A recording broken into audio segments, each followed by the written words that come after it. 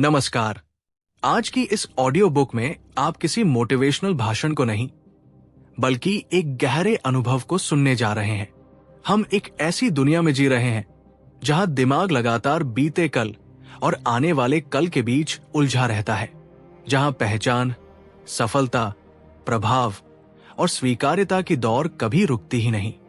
लेकिन अगर मैं आपसे एक सवाल पूछूं, अगर आपकी सबसे बड़ी ताकत भविष्य में नहीं बल्कि इसी क्षण में छिपी हो, तो आज की ये कहानी आपको बताएगी कि अब यानी वर्तमान क्षण में जीना सिर्फ आध्यात्मिक विचार नहीं है, बल्कि ये वो आधार है जहां से सच्ची शांति, स्पष्टता, प्रभाव और दीर्घकालिक विकास जन्म लेता है।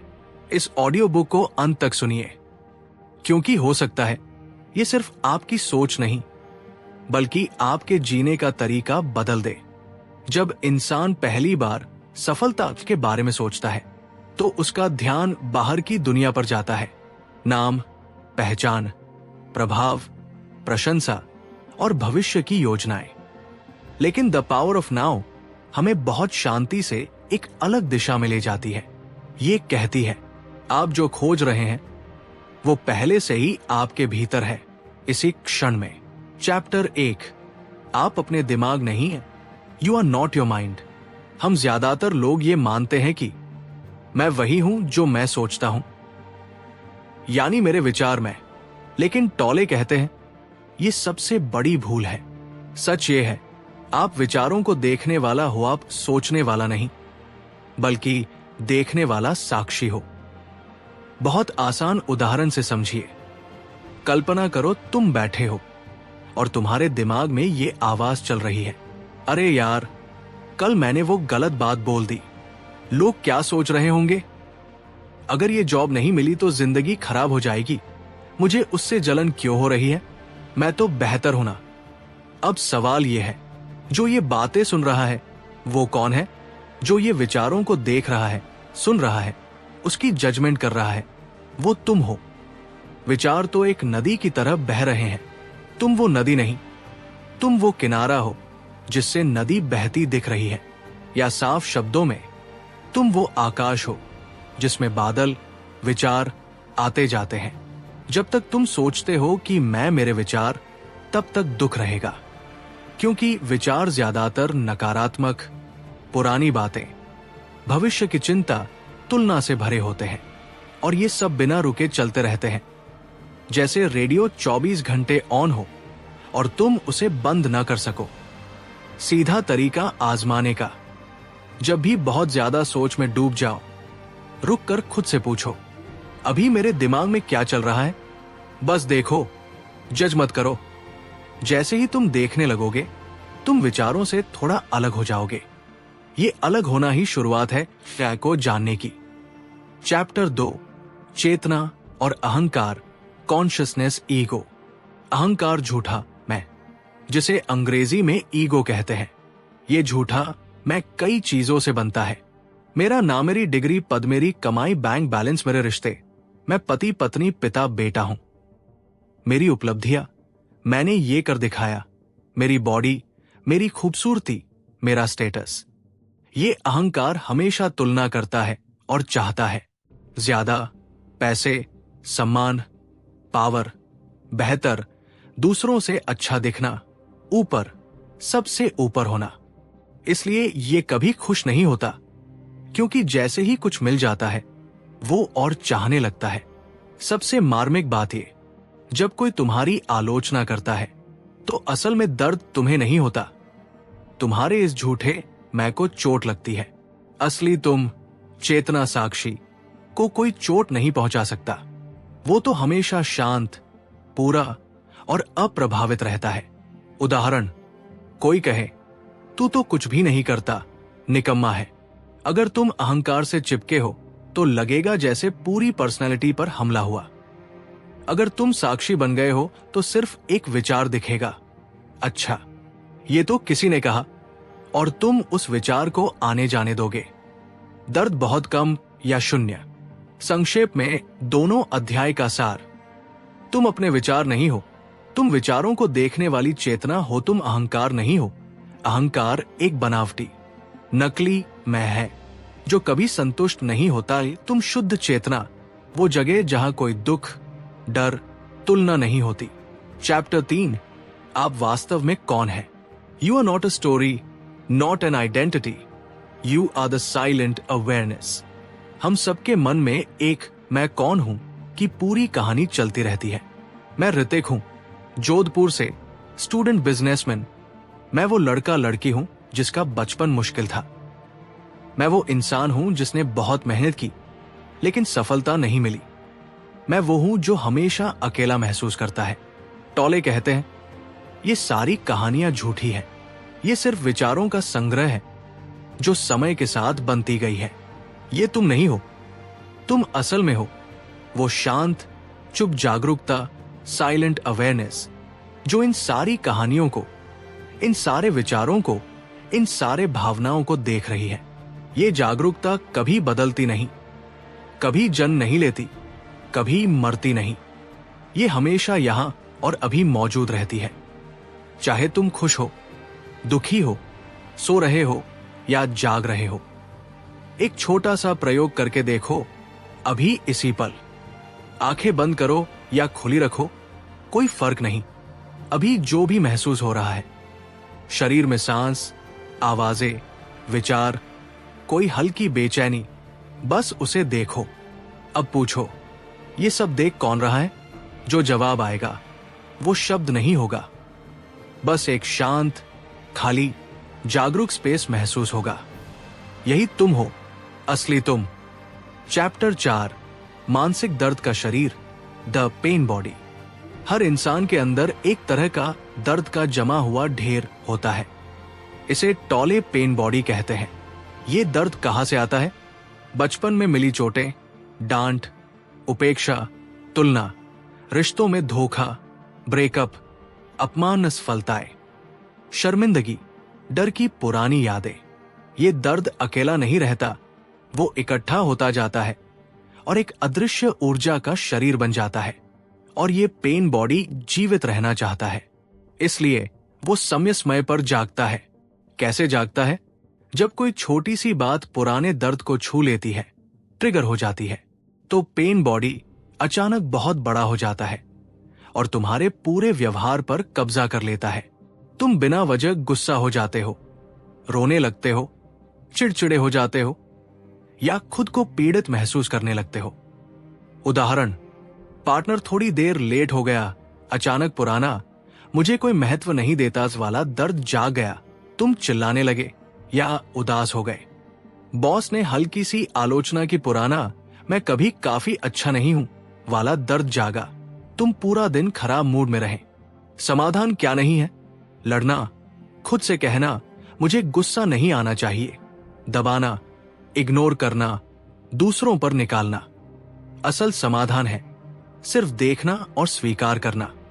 जब पेन बॉडी जागे, रुक जाओ, सांस पर ध्यान दो, बिना जजमेंट के देखो, आहा, अभी पेन बॉडी जाग गया है।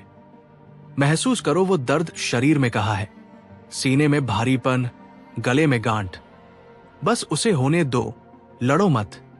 जैसे ही तुम उसे बिना प्रतिरोध के देखते हो, उसकी ऊर्जा धीरे धीरे कम होने लगती है। कई बार तो वो कुछ मिनटों में ही शांत हो जाता है। चैप्टर 5, अभी का क्षण ही सब कुछ है। The power of now, only this moment is real. सबसे बड़ा सच, अतीत अब कहीं मौजूद नहीं है, वो सिर्फ दिमाग में याद के रूप में है, एक विचार है। भविष्य अभी आया ही नहीं है, वो सिर्फ कल्पना है, एक और विचार। तो फिर सारी समस्याएं, सारी चिंताएं, सारा दुख कहाँ है? सिर्फ दिमाग में। और दिमाग हमेशा अतीत या भविष्य में घूमता रहता है। लेकिन सच्चाई ये है, तुम हमेशा और केवल अभी में ही हो। सांस अभी चल रही है, दिल अभी धड़क रहा है, शरीर में जो भी संवेदना है वो अभी है, जो आवाजें सुनाई दे रही हैं वो अभी है। जब तुम पूरी तरह अभी में आ जाते हो तो दिमाग की चक्कर चलने वाली मशीन रुक जाती है, और जैसे ही वो रुकती है दुख अपने आप कमजोर पड़ने लगता है, क्योंकि दुख को जीने के लिए समय चाहिए। अतीत की याद या भविष्य की चिंता, अभी में समय नहीं है तो दुख भी नहीं टिक पाता। चैप्टर 6, समय की मनोवैज्ञानिक कैद। Psychological time, the prison of the mind. Tolle दो तरह के समय की बात करते हैं। क्लॉक टाइम, घड़ी का समय, ये जरूरी है। ट्रेन पकड़नी है, 5 बजे स्टेशन पहुंचना है, मीटिंग है, 3 बजे तैयार रहना है, ये व्यावहारिक समय है, इसे इस्तेमाल करो। साइकोलॉजिकल टाइम, मनोवैज्ञानिक समय, ये कैद है। मैं तभी खुश होऊंगा जब मुझे पहले ये हासिल करना है, तब जाकर जीवन अच्छा होगा। पिछली बार जो हुआ वो कभी भूल नहीं सकता। ये सोच तुम्हें जीवन से बाहर कर देती है। जीवन कभी भविष्य में नहीं आता, जीवन हमेशा अभी होता है। दिमाग कहता है अभी नहीं, बाद में, और तुम जीवन को बार बार टालते जाते हो। असल में तुम जी ही नहीं रहे, सिर्फ जीने की तैयारी कर रहे हो। चैप्टर 7, स्वीकार्यता की ताकत, द पावर ऑफ एक्सेप्टेंस। स्वीकार्यता का मतलब हार मानना नहीं है, ये इस पल में जो है उससे लड़ना बंद करना है। जब तुम ये नहीं होना चाहिए था या ये गलत है कहकर प्रतिरोध करते हो, तो तुम वास्तविकता से लड़ रहे होते हो, और लड़ाई में ऊर्जा बर्बाद होती है, दुख बढ़ता है। स्वीकार्यता का मतलब है हां, अभी ये स्थिति है, ये दर्द है, ये परेशानी है, ये गुस्सा है, मैं इसे अभी जैसा है वैसा होने देता हूं। जैसे ही तुम लड़ना छोड़ते हो, एक अजीब सी बात होती है, परिवर्तन अपने आप शुरू हो जाता है, क्योंकि अब तुम्हारी पूरी ऊर्जा प्रतिरोध में नहीं बल्कि समझ और क्रिया में लगती है। उदाहरण, जोधपुर की गर्मी में। गर्मी 45 डिग्री है, बिजली चली गई, पसीना बह रहा है। अगर तुम सोचो ये गर्मी बर्दाश्त नहीं होती, क्यों मेरे साथ ऐसा होता है, दुख दोगुना। अगर तुम कहो अभी गर्मी है, शरीर पसीना बहा रहा है, ठीक है, ये है, मन शांत हो जाता है। फिर तुम पंखा खोलने, पानी पीने या छाया में बैठने की क्रिया कर सकते हो बिना तनाव के। ये स्वीकार्यता कोकून से तितली बनने जैसी है। पहले प्रतिरोध छोड़ना पड़ता है, फिर परिवर्तन होता है। चैप्टर 8, रिश्ते और अहंकार। Relationships ego. ज्यादातर रिश्ते प्यार से नहीं, जरूरत से बनते हैं। मुझे सुरक्षा चाहिए, मुझे महत्व चाहिए, मुझे साथ चाहिए, मुझे वैलिडेशन चाहिए। जब दो अहंकार, दो झूठे मैं मिलते हैं तो टकराव होना तय है, क्योंकि हर अहंकार चाहता है मैं सही हूं, तुम गलत हो। फिर शुरू होते हैं बहस, ब्लेम गेम, तुमने मुझे चोट पहुंचाई। यहां कुछ दृश्य है जो अहंकार से बने रिश्तों में टकराव को दिखाते हैं। लेकिन जब कम से कम एक व्यक्ति जागरूक हो जाता है, यानी वो अपने अहंकार को देखने लगता है, तो पूरा रिश्ता बदलने लगता है। वो अब जरूरत से नहीं बल्कि उपस्थिति से रिश्ता निभाता है। वो दूसरी व्यक्ति को मेरी खुशी का स्रोत नहीं मानता, वो बस है बिना मांग के, बिना अपेक्षा के। और अजीब बात, जब अपेक्षा कम होती है तो असली प्यार ज्यादा गहरा होता है। चैप्टर 9, खुशी और दुख से परे सच्ची शांति। सच्ची शांति, ट्रू पीस, उस खुशी पर निर्भर नहीं होती जो अच्छी चीजें होने से आती है, और न ही उस दुख से प्रभावित होती है जो बुरी चीजें होने से आता है। ये शांति भीतर की गहरी स्थिरता, इनर स्टिलनेस से आती है। कैसे आती है ये स्थिरता? जब आप किसी परिणाम, रिजल्ट के पीछे भागना छोड़ देते हैं और सिर्फ क्रिया, एक्शन में पूरी तरह से डूब जाते हैं, तो मन का बोझ हल्का हो जाता है। उदाहरण से समझे, मान लो आप परीक्षा की तैयारी कर रहे हैं। अगर आप सिर्फ ये सोचते रहें कि पास होना ही चाहिए, नंबर अच्छे आने चाहिए, वरना जीवन खत्म, तो हर पल तनाव रहेगा। लेकिन अगर आप कहें मैं बस अभी जो पढ़ रहा हूं उसमें पूरा ध्यान दूंगा, बाकी जो होगा देखा जाएगा, तो वही काम हल्का और आनंदमय लगने लगता है। जीवन हल्का तभी होता है जब आप परिणाम की चिंता को छोड़कर सिर्फ अभी जो कर रहे हैं उसमें 100% मौजूद हो जाते हैं। यहां खुशी दुख की लहरें आती जाती रहती हैं, लेकिन आपकी भीतरी शांति अडिग रहती है। जैसे समंदर की सतह पर लहरें उठती हैं, पर गहराई में सब शांत रहता है। चैप्टर 10, समर्पण और आत्मज्ञान। समर्पण का मतलब इस वर्तमान क्षण के प्रति पूर्ण हाँ कह देना, यानी जो अभी हो रहा है उसे बिना किसी विरोध, बिना क्यों ऐसा हुआ, मुझे ये नहीं चाहिए था, कि पूरी तरह स्वीकार कर लेना। जब आप ऐसा करते हैं तो क्या होता है? आपका अहंकार, ईगो, वो मैं जो हमेशा लड़ताज गड़ता रहता है, कमजोर पड़ने लगता है। अहंकार के पीछे जो शुद्ध चेतना, प्योर कॉन्शियसनेस है, वो अपने आप प्रकट होने लगती है। यही आत्मज्ञान है, अपने असली स्वरूप को जान लेना, जो न शरीर है, न मन है, न कहानी है, सिर्फ शुद्ध जागरूकता है।